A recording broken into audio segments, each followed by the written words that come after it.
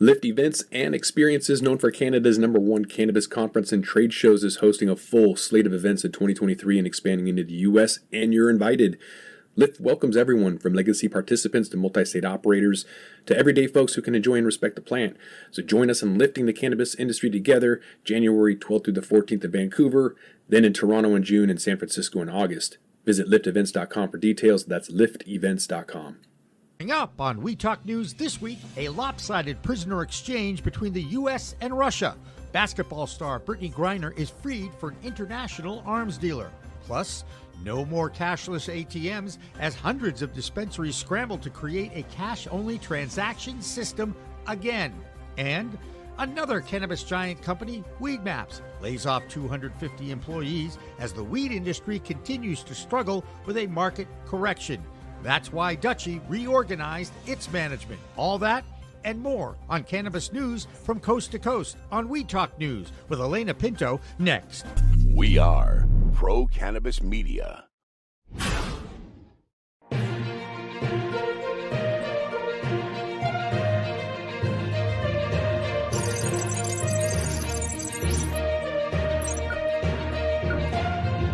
Hi, everyone. Welcome to this week's Weed Talk News. I'm Elena Pinto. Big breaking news from the White House this week as the Biden administration participates in a prisoner swap with Russia to free WNBA star Brittney Griner. She had been behind bars in Russia since February and moved to a penal colony, all for having a cannabis vape oil cartridge in her luggage at a Moscow airport. It's taken months of advocating, but now Griner is officially on her way home to the U.S., much to the delight of her family. So over the last 9 months, you all have been so privy to one of the darkest moments of my life. And so today I'm just standing here overwhelmed with emotions, but the most important emotion that I have right now is just sincere gratitude for President Biden and his entire administration. He just mentioned this work is not easy, and it has not been. There's been so many hands involved. Of course, the White House had to participate in some political wheeling and dealing to bring Brittney Griner home. Vote Pro podcast's Phil Adams has more details on the prisoner swap and other stories from the nation's capital this week. Hi, this is Phil Adams from Vote Pro Podcast, here with the Weed Talk News DC report. Brittney Griner has been freed by Russia after nearly 10 months of detention. The dramatic announcement was made by President Biden today after a high-level prisoner exchange was agreed to between the two countries. The WNBA star and two-time Olympic gold medalist had been detained and imprisoned on drug possession charges. The deal sent notorious Russian arms dealer Viktor Bout back to Russia in exchange for Griner, who had been transferred to a penal colony to begin a 9-year sentence. The swap did not include former United States Marine Paul Whelan, though the Biden administration had been working to secure his release as well. Whelan has been held by the Russians since 2018 on espionage charges and is serving a 16-year sentence. Griner boarded a plane on Thursday to arrive back in the United States within 24 hours. Congress has declined once again to include cannabis banking reform language in the National Defense Authorization Act. This comes as a disappointment to pro-reform lawmakers and advocates who had been looking to the large-scale defense bill as a vehicle for enacting provisions to protect financial institutions who serve the legal cannabis industry. Meanwhile, details of the so-called Safe Plus package are being negotiated by lawmakers and are emerging. That legislation could still advance through by the end of the year, either as part of an omnibus appropriations bill or as standalone legislation. DC lawmakers have approved legislation that would fundamentally change the medical cannabis program for residents of the nation's capital. In particular, the Medical Cannabis Amendment Act would eliminate existing caps on cannabis business licensing, provide tax relief to operators, and create new categories of regulated cannabis businesses. It would also codify adult self-certification as medical marijuana patients. The D.C. City Council approved the legislation by a 7-4 vote. That's the Weed Talk News DC report for this week. I'm Phil Adams from Vote Pro Podcast. The longer Congress drags its feet on passing safe banking legislation, the more issues it seems to create. On the heels of lawmakers slashing the safe language from that national defense spending bill, cannabis stocks plummeted drastically on Wall Street, not boding much confidence for the financial future on the industry. And it's even impacting consumers now. Listen up, because you may need to keep cold, hard cash handy on your next trip to the dispensary. Because cannabis is still federally illegal, financial institutions are largely not allowed to work with cannabis companies, even if they're legal by state law. So you may have noticed, if you ever use your debit card at the dispensary, the bud tender will round your total up to the nearest whole number and give you back change in cash. Well, that's because your purchase is actually being recorded as an ATM transaction through a point of banking system. But it seems the operators of these systems are starting to crack down. Well, this week, processors like NCR Corp's Columbus Data Services started shutting down banking systems associated with cannabis retail shops, forcing them into a cash-only operation. And we're already seeing the impact take hold in some states, like Massachusetts. Companies like Pure Oasis in Dorchester have posted on social media informing their customers they will need cash when they come in. And Air, a multi-state operator, also sent notice to its regular customers, letting them know payment for product can only be made via cash or a specific app until further notice. California, Illinois, and Massachusetts are just some of the states we've seen impacted so far. So be sure to hit the bank before your next trip to the dispensary. For now, let's get more news from Massachusetts this week. Here's Weed Talk News producer Tori Chamberlain with the Bay State Report. Hi, everyone. I'm Tori Chamberlain, and here's what's happening in the Bay State this week. In a massive move by the Massachusetts Department of Agricultural Resources to remove a ban on pesticides, licensed cannabis cultivators in the state will now be allowed to use certain pesticides on their crops.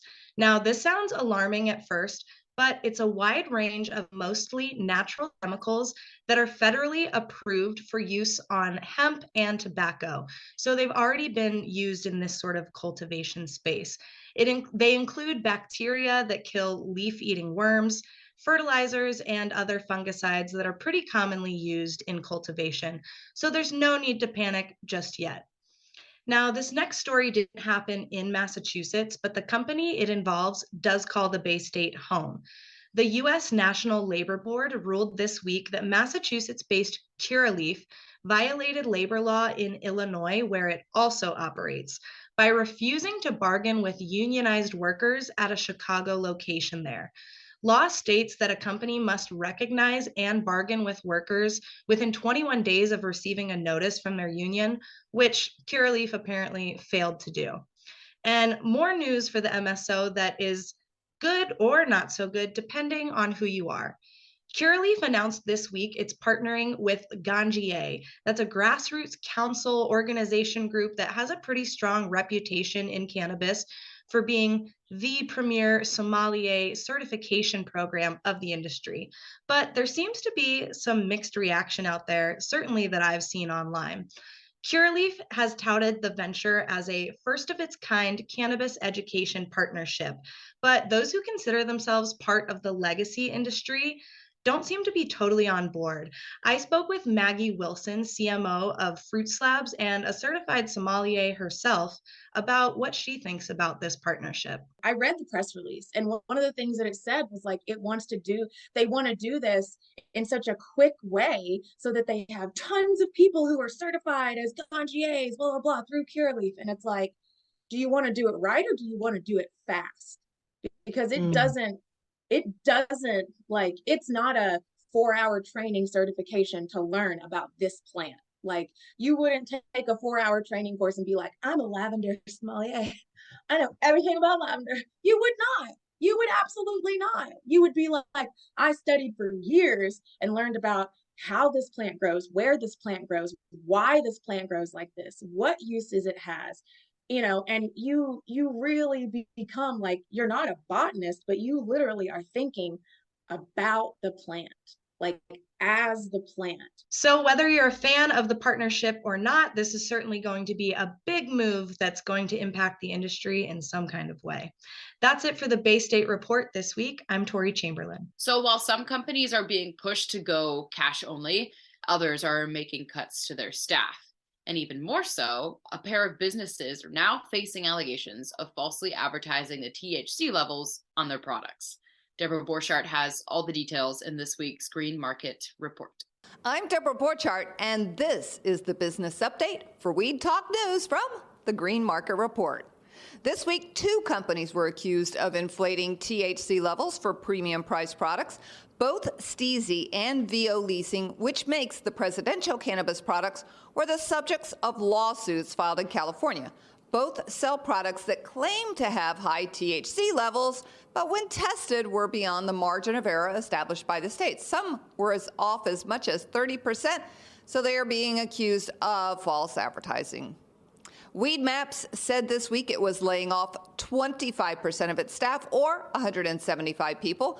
The move is intended to cut expenses, but it will cost over $10 million in severance costs. Now, this comes shortly after longtime CEO Chris Beals departed the company and amid continuing losses at Weedmaps. And finally, a lawsuit was filed against the Facebook parent company, Meta, in connection with the cannabis Ponzi scheme, Juicy Fields. Marketing for investors of the scheme was done through social media. That is why they're going after Meta. The case involves 800 people from 50 different countries, and €2 billion is missing from these investor accounts. And those are your top headlines this week. I'm Deborah Borchardt from the Green Market Report for Weed Talk News. Overseas, another government seems to be eager to go green. Last week, we told you about the efforts in Ireland to introduce a bill legalizing cannabis for personal use. And it seems lawmakers there are already making progress. Lex Pelger has the details from across the pond. I'm Lex Pelger from Whitewell Creations with this week's European Cannabis Report for Weed Talk News. An Irish lawmaker introduced a bill to legalize cannabis possession. If passed, the bill would legalize the possession of up to 7 grams of cannabis and 2.5 grams of cannabis resin for personal use. The amendment does not reference the cultivation or sale of cannabis and focuses on removing criminal charges for personal use of the plant. The lawmaker introduced the bill, Gino Kenny of the People Before Profits Party, said, "I believe the existing legislation is out of date and out of time. We need a different narrative around drug reform. Different parts of the world are looking at different models which do not criminalize people and which take a harm reduction approach." Ireland has one of the highest rates of cannabis use in Europe, but one of the most restrictive medical cannabis programs. This legislation is a welcome opening of their current laws.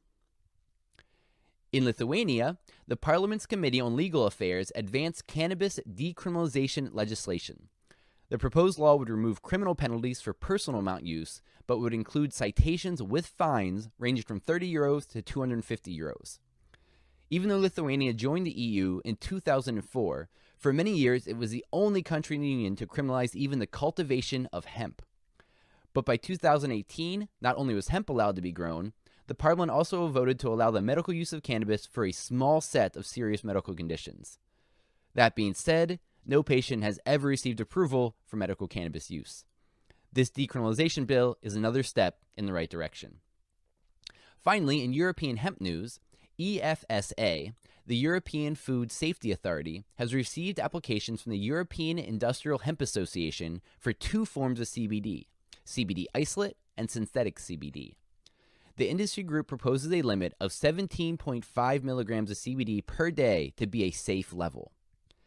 A number of other hemp advocacy groups around the world have been questioning that low number, but the industry group said that based on the available literature and their own research, which has yet to be publicly released, that this is the correct number. The status of CBD in the EU is still in limbo, and one of the big questions will be, can CBD be added to food products? And if so, how much can people safely consume per day? That's the European Cannabis Report for this week. For more on the science side, see my newsletter on Substack, Cannabinoids and the People.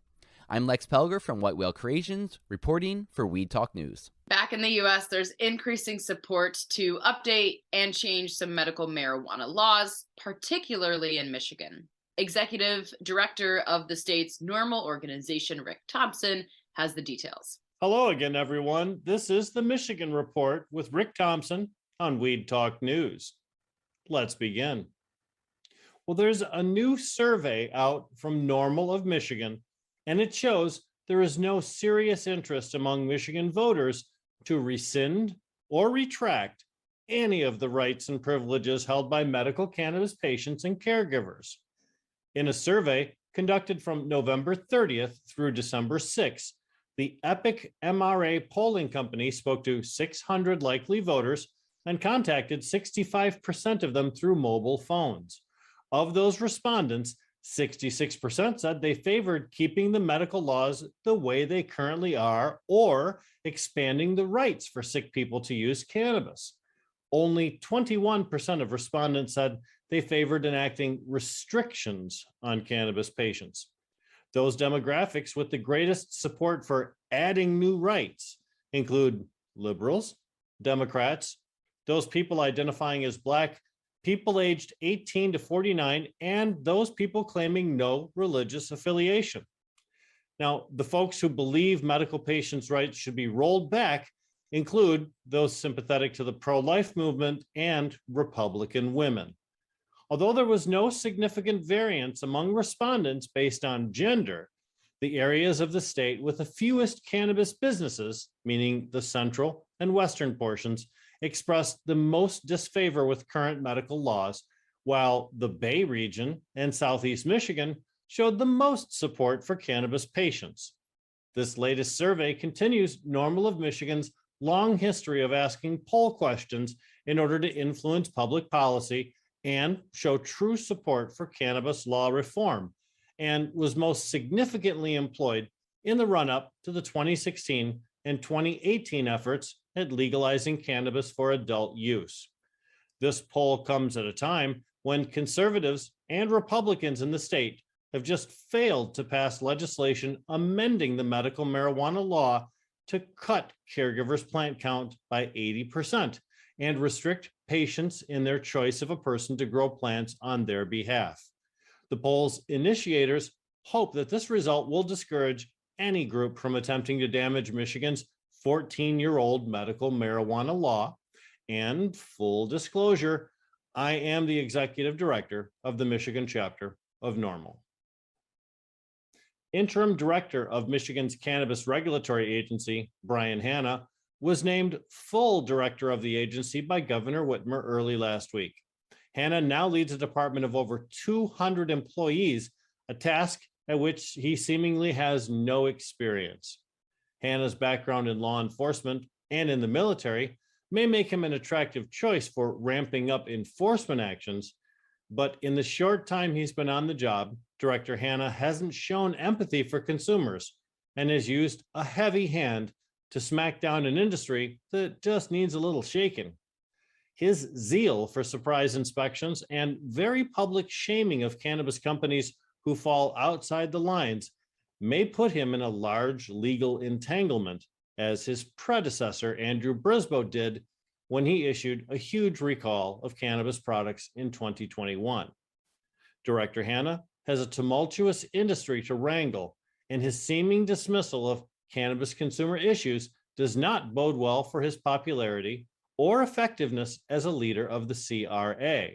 As always, we'll keep you updated on the status of Michigan's legal market each and every week. And that's it for the Michigan Report with Rick Thompson on Weed Talk News. We all know the road to legalization is a long one. Once legislation is passed and made law, there are still several hurdles to overcome and fine-tuning to do for the industry. And for the state of Illinois, the hurdle to get legal home delivery may soon be cleared. So let's check in with Thomas Howard for more. Hi, it's Tom from Cannabis Legalization News. You can find me at CannabisIndustryLawyer.com, and I'm here with the Illinois update for the week that was December 8th. Yesterday, J.B. Pritzker hinted at maybe allowing delivery licenses in the state of Illinois as he was touring, and made comments at one of the first social equity dispensaries that is opened in Chicagoland. That is in Bucktown specifically.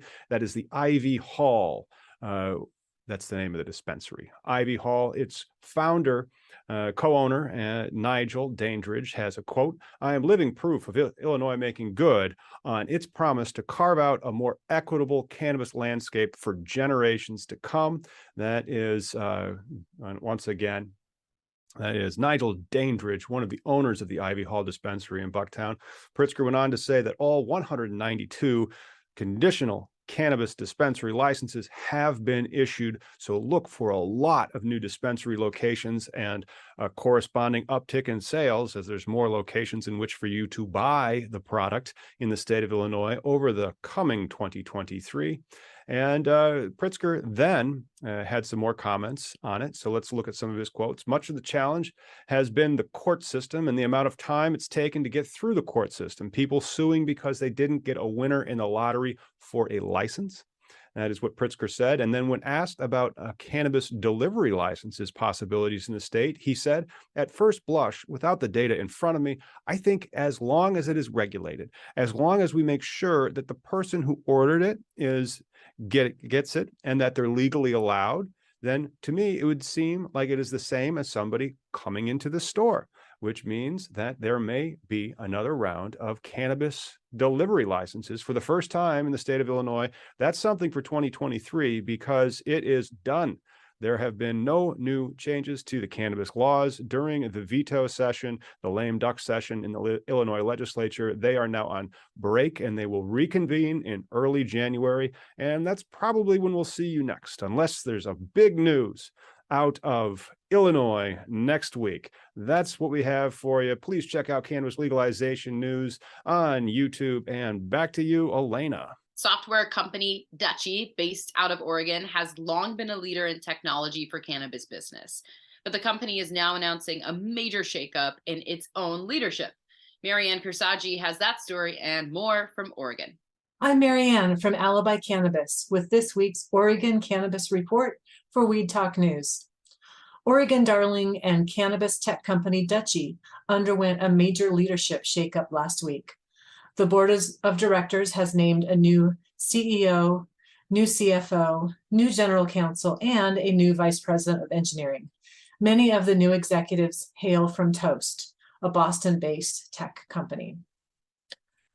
Next, Oregon regulators issued a recall for more than 22,000 cannabis concentrate products over concerns that they might contain pesticides.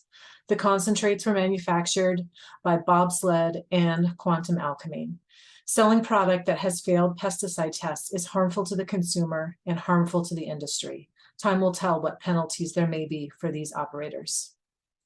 And lastly, two long-running Oregon companies, East Fork Cultivars and Peak Extracts, are banding together to diversify their product offerings and strengthen their position in a stale market that's dealing with significant obstacles, including overproduction and depressed wholesale market prices. That'll do it for the Oregon Report this week. I'm Marianne with Alibi for Weed Talk News. There's lots of talk on social equity in cannabis these days, and we've been reporting about how Washington State has been one of the latest to implement programs to address that very topic. Well, now it looks like the state could also be opening that conversation up to the Indigenous population of our country. Our own Josh Kincaid explains. I'm Josh Kincaid with the Talking Hedge with the Washington State Cannabis Report for Weed Talk News. A new Indigenous Cannabis Association aims to unite America's tribes around cannabis. Many of the 574 federally recognized American Indian tribes are re-recognizing the plant's medicinal healing powers. 21 of the state's 27 tribes have had a cannabis impact with the governor. Some tribes are only cultivating, while some are fully integrating dispensaries. Some tribes are just farmers. Some are just retail storefronts. Personally, I'm hoping they make some blunts. Tribes are a sovereign nation, meaning that their surrounding states' cannabis policies don't apply. So even in remote rural areas, tribal-owned smoke shops can do quite well selling to tribal members and outsiders alike. and having to comply only with compacts made with the U.S. Department of Agriculture and state authorities. Then there's a social good, such as revenues. In Washington state, the Puyallup Tribe is putting together revenues into clinical cannabis medical research and partnering with academic institutions, as well as building housing for the tribe's homeless and addressing their social opioid crisis. Next week, you guys are going to find out more about Washington state's cannabis scene. With that, we're going to have to roll up this Washington State Cannabis Report. I'm Josh Kincaid from the Talking Heads reporting for Weed Talk News. Don't forget to like, share, and subscribe, or don't, and I'm out. Not long ago, Pennsylvania's governor encouraged constituents to apply for a marijuana pardon program, and thousands of people did. But it turns out maybe the governor wasn't as ready to be as generous as once perceived. But there is at least some generosity happening in the Keystone State. Here's Claudia Post. I'm Claudia Post from Scarlet Express, and I'm here in the Keystone State, Pennsylvania, reporting for Weed Talk News. When announcing the Marijuana Pardon Project earlier this year, our governor, Tom Wolf, said it had the potential to help thousands of Pennsylvanians clear their records. But alas, it has fallen short. More than 3,500 applicants were sent in for the program. It was aimed at wiping out low-level marijuana convictions in a one-time mass act of clemency. Fewer than 250 people will have the opportunity to clear their record this month. A vast number of applications were denied because the cases were for people with more than one conviction. I don't know why they don't clarify things, but often cannabis consumers get multiple convictions when they're arrested the first time. After a paraphernalia charge, then they get a possession charge all at once. That's a real catch-22. You would have to essentially lead a police-free life other than that one marijuana encounter to qualify. How unfair is this?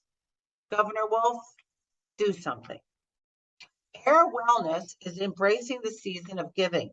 It announced it would start 12 days of giving in a campaign. Every purchase at its dispensaries will cost $1.12 per transaction. That's pretty good. And they will help Freedom to Grow for minorities and help the Medical Marijuana Project Clean Slate Initiative. Overall, Air Wellness aims to reach a goal of collecting $100,000, which will go towards supporting cannabis prisoners and their families, as well as various other advocacy efforts and expungement programs.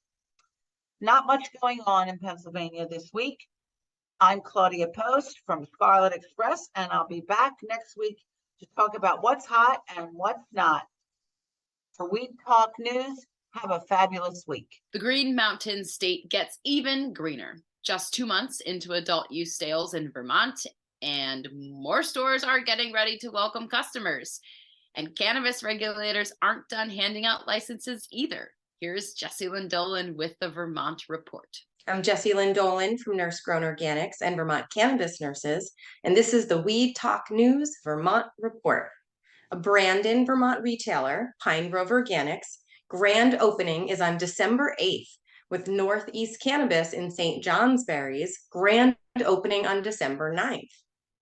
The Cannabis Control Board approved 8 new licenses this week, including 5 cultivators, 1 wholesaler, 1 manufacturer, and 1 retailer.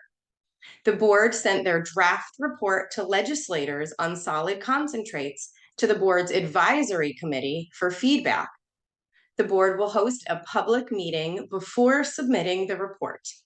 The board will submit another report to the legislators in January of 2023 on regulating hemp and hemp-derived products, again after public comment.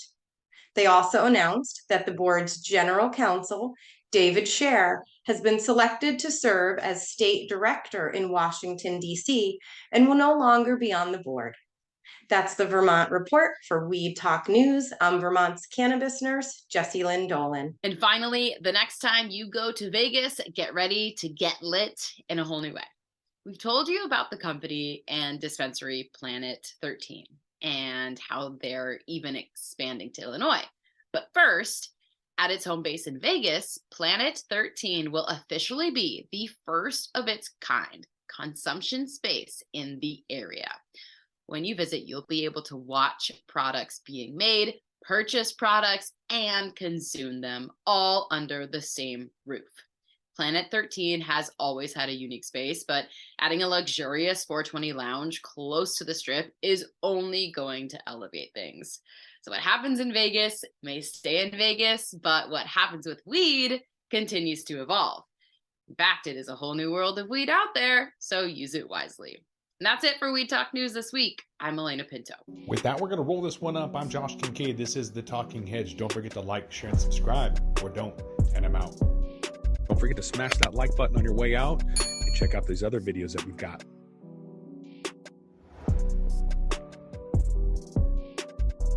Thanks for listening to today's show.